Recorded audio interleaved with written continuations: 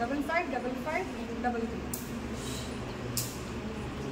ఇంట్లో కూడా ప్రాబ్లం వస్తుంది. ఇప్పుడు రీసెంట్గా అయితే లాస్ట్ ఫ్లోర్లో అయితే రూఫ్లో నుంచి వాటర్ పడుతుంది. మొత్తం లీక్ అవుతుంది. అసలు వాటర్ పడితే అక్కడిక్కడ వెళ్ళడానికి రాదు, బయటకు వెళ్ళడానికి రాదు. రూమ్స్లో కూడా వాటర్ లీక్ అవుతుంది. రూఫ్లో నుంచి రోడ్లకు మొత్తం వాటర్ పడితే లగేజ్ మొత్తం నడిచిపోతుంది, బట్టలు మొత్తం నడిచిపోతుంది. ఇంకా ఇక్కడ వెంటిలేషన్ ఉండలేదు. వెంటిలేషన్ కూడా మొత్తం క్లోజ్ చేసి పెట్టిరు.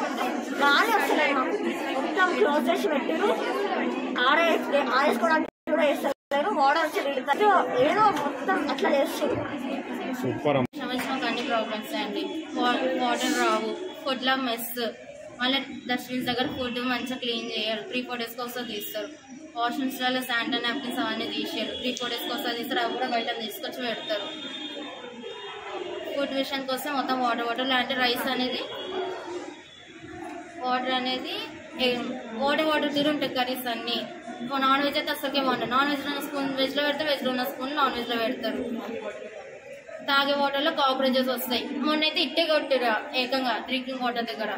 మాకు వాటర్ అనేది కూడా 4th ఫ్లోర్ వాటర్లో లేవు. మిడ్ నైట్స్లో మాకు వాటర్ కావాలని సార్ 3rd ఫ్లోర్ లేదా 5th ఫ్లోర్ అవి కూడా డ్రిల్స్ వస్తారు. వాళ్ళని బయటకి ఇట్లా వస్తే బతమాలి తెప్పించుకుంటాం వాళ్ళతో.